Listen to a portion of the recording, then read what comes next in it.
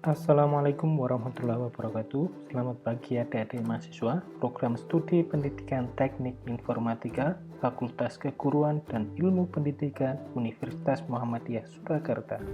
Semoga senantiasa dalam keadaan sehat dan dapat beraktivitas secara lebih produktif. Kali ini kita akan membahas tentang 12 prinsip animasi, di mana prinsip ini sering digunakan oleh para animator untuk mengembangkan karya animasi. Capaian pembelajaran materi kali ini antara lain adalah yang pertama, mengetahui dan menganalisis 12 prinsip animasi sebagai dasar pengembangan karya animasi. Yang kedua, yaitu mengetahui dan mengaplikasikan teknik-teknik yang dipakai dalam penerapan 12 prinsip animasi. Dan yang terakhir adalah mengetahui contoh dari 12 prinsip animasi itu dan kemudian mengaplikasikannya ke dalam karya animasi.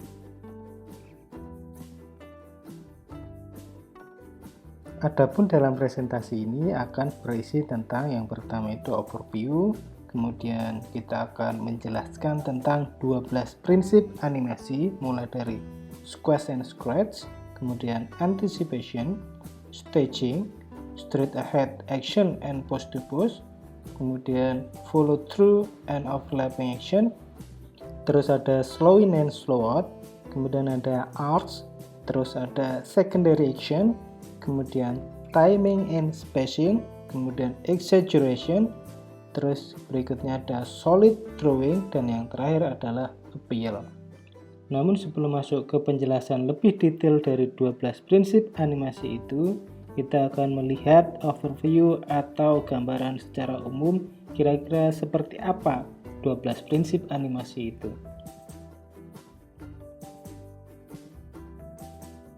Pernahkah Anda melihat animasi Jepang yang berjudul Kapten Tsubasa ini?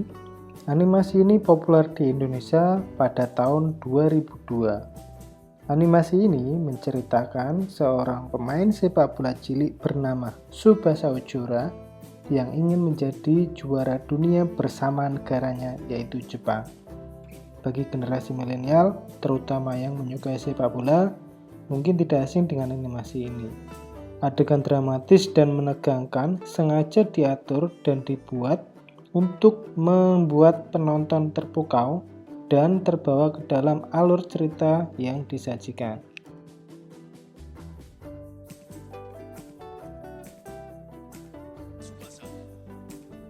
Berikut contoh adegan yang terdapat dalam animasi Kapten Tsubasa. Tsubasa menggiring bola, berhadapan dengan lawan, kemudian bisa menghindari lawan, dan yang terakhir adalah menendang bola hingga masuk ke gawang lawan. Perhatikan adegan menendang sebelum bola masuk ke gawang. Bentuk bola yang ditendang itu tidak terlihat bulat sempurna, melainkan bentuknya lonjong dan seolah-olah berputar. Bentuk seperti itu memang sengaja dibuat oleh animator. Tujuannya adalah untuk menimbulkan kesan bahwa bola itu ditendang dengan sangat keras. Penonton kemudian akhirnya berpikir bahwa penendang bola itu memiliki kekuatan yang sangat besar, sehingga bentuk bola berubah menjadi lonjong atau elips.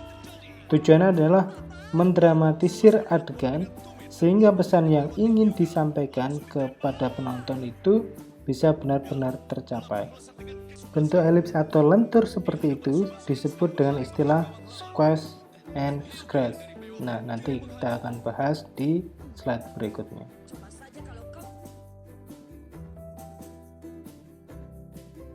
Prinsip animasi merupakan pengetahuan dasar yang harus dimiliki oleh seorang animator.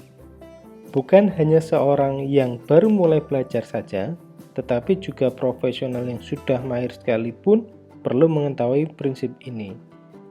Adapun tujuan penggunaan prinsip animasi ini salah satunya adalah menjadikan karya animasi itu menjadi lebih hidup, kemudian menjadi lebih menarik, dramatis, dan memiliki gerakan alami yang masuk akal atau nalar, sehingga penonton memahami maksud atau pesan yang ingin disampaikan dalam karya animasi tersebut. Pada dasarnya, prinsip animasi merupakan teori dasar ilmu fisika yang diterapkan pada objek atau karakter dalam animasi, sehingga gerakannya terlihat natural dan masuk akal. Gerakan yang dibuat dalam animasi itu selalu mirip dengan teori-teori yang terdapat dalam ilmu fisika, baik untuk gerakan makhluk hidup maupun benda-benda mati. Misalkan saja gerakan mangga jatuh dari pohonnya, atau mungkin gerakan rumput panjang yang bergoyang, atau contoh lain adalah gerakan ombak di pantai, dan gerakan-gerakan lain yang terdapat di sekitar kita.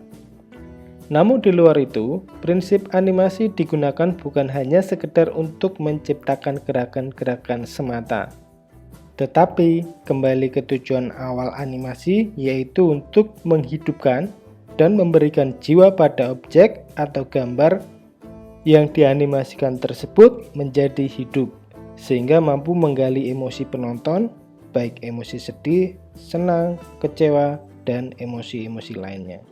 Prinsip animasi ini pertama kali dikenalkan tahun 1930 oleh dua orang animator Disney bernama Ollie Johnston dan Frank Thomas. Melalui bukunya yang berjudul The Illusion of Life, Disney Animation, dua animator ini mengelompokkan animasi menjadi 12 kategori. Apa saja?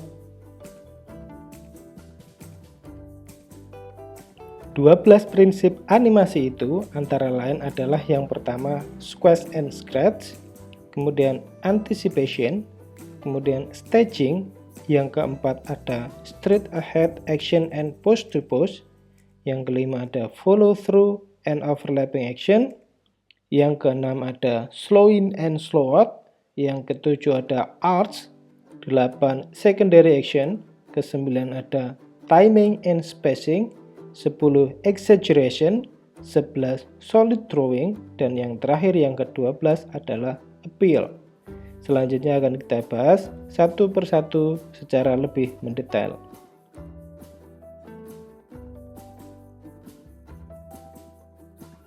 Kita mulai dari squash and scratch.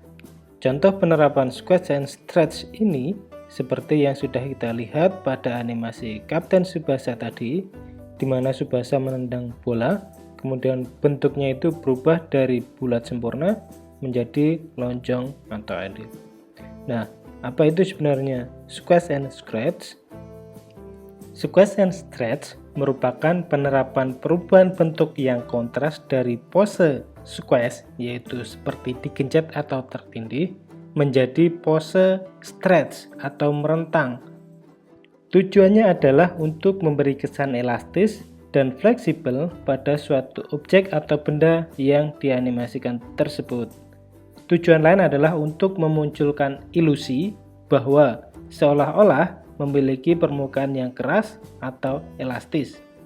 Prinsip ini juga menekankan bahwa objek itu memiliki kecepatan atau speed, momentum, berat, dan massa. Sebagai contoh, sebuah objek bola itu ketika dilempar dan mengenai benturan, maka bentuknya akan berubah menjadi gepeng atau lonjong sesaat. Nah, selanjutnya bentuk itu kemudian berubah kembali ke bentuk seperti semula sebelum mengalami benturan. Tetapi akan lain ceritanya jika bentuk bola itu tidak berubah saat mengenai benturan, maka akan terkesan bahwa bola itu permukaannya keras. Dengan transisi squash and scratch yang tepat, maka kekakuan bola yang dicontohkan tadi itu akan berubah menjadi objek yang elastis dan fleksibel, sehingga menjadikan gerakan animasi ini menjadi lebih natural dan tidak kaku.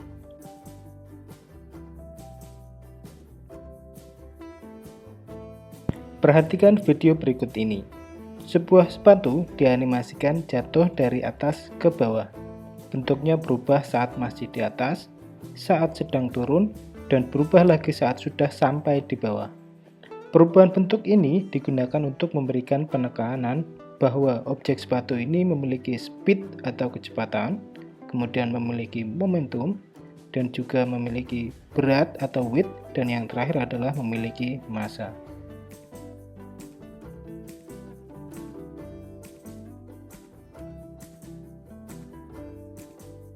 Perhatikan lagi contoh berikut ini. Ini adalah gerakan bola memantul. Gerakan animasi pada bola memantul ini menerapkan prinsip squash and stretch. Bentuk bola berubah dari yang awalnya bulat sempurna, di tengah berbentuk scratch atau lonjong memanjang, kemudian saat jatuh berbentuk pipih seperti tergencet. Jarak pantulannya pun dibuat semakin pendek, sehingga tergambar seolah-olah seperti bola memantul. Sementara, video yang di bawah ini tidak menerapkan prinsip squash and stretch. Tidak terjadi perubahan bentuk bola dari awal sampai saat jatuh ke bawah. Semuanya berukuran sama. Lihatlah perbedaan dari keduanya. Bagaimana?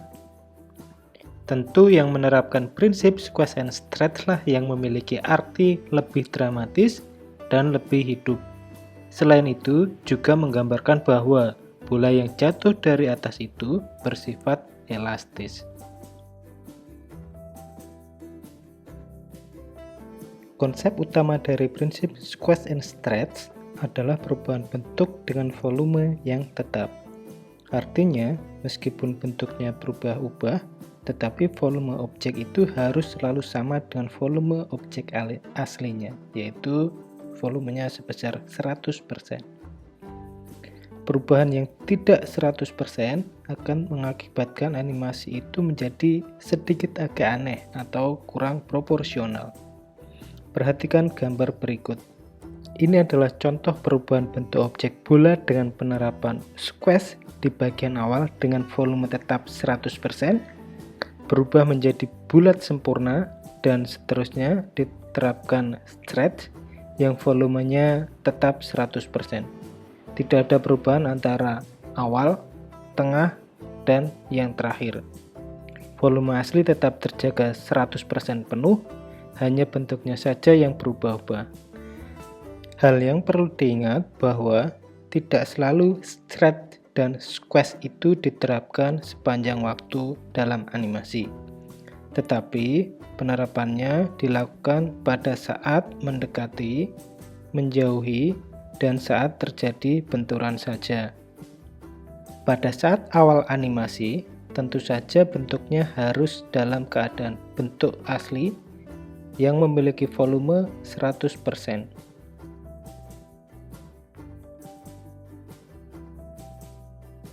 Contoh penerapan prinsip squash and stretch dapat disimak pada video Alan Baker Tutorials di channel YouTube-nya ini.